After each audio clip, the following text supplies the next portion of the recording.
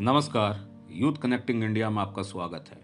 भारत के आदिवासी बहुल राज्यों में उनके जंगलों से खदेड़ने का खेल जारी है। सदियों से काबिज जमीन पर से उनको बेदखल किया जा रहा है, जबकि हकीकत यह है कि जंगल ही उनके जीवन और आजीविका का मुख्य और अंतिम साधन रहा है। ऐसा लगता है कि आदिवासी क्षेत्रों में ना तो कानून का राज है और ना कहीं संविधान लागू है। सुप्रीम कोर्ट की अवमानना सत्ता वर्ग के बाएं हाथ का खेल बनकर रह गया है। आर्थिक सुधारों, विकास और बुनियादी सुविधाओं के नाम पर शहरीकरण और औद्योगिकरण के बहाने देश के चप्पे चप्पे पर मानवाधिकार का हनन हो रहा है। देश में मानवाधिकार की बेहद जटिल परिस्थितियां हैं। आदिवासी समुदाय निरंतर अपने अधिकारों को खोता जा रहा है। ऐसे में आदिवासियों के लिए अब एक बार फिर से जल, जंगल और जमीन की लड़ाई लड़ना उनकी मजबूरी बन गई है। अब हम बात करते हैं झारखंड की। यहाँ पिछले कई वर्षों से जल, जंगल, जमीन का कॉरपोरेट लूट के खिलाफ संघर्ष चल रहा है। अब यहाँ के साहेबगंज जिले में कथित रूप से अवैध उत्खनन का मामला लगातार सुर्खियों में है।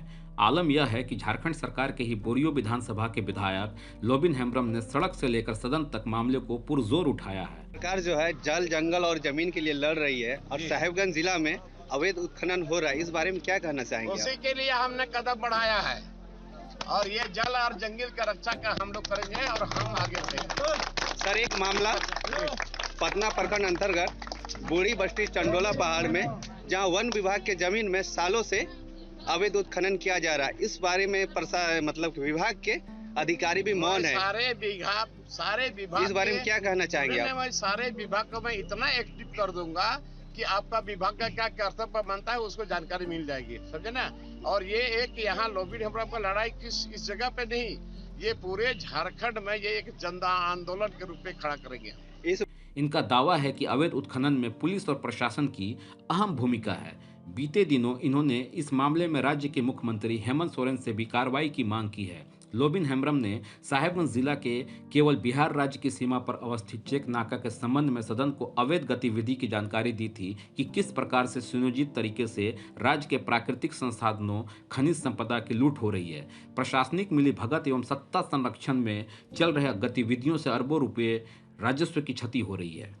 वहीं दूसरी ओर राजमल विधायक अनंत ओझा ने भी सदन को बताया था कि साहेबगंज जिला सहित झारखंड के सभी सीमावर्ती जिलों में प्राकृतिक संसाधनों, पत्थर, बालू, लौह एवं अन्य खनिज संपदा का उत्खनन और अवैध कारोबार बड़े पैमाने पर बदस्तूर जारी है। हाल ही में विधायक लोबिन हेम्ब्रम ने बाकुडी, पोखरिया, धमधमिया सहित कई पंचायतों का दौरा करते हुए कई योजनाओं की जानकारी दी एवं शिलान्यास किया।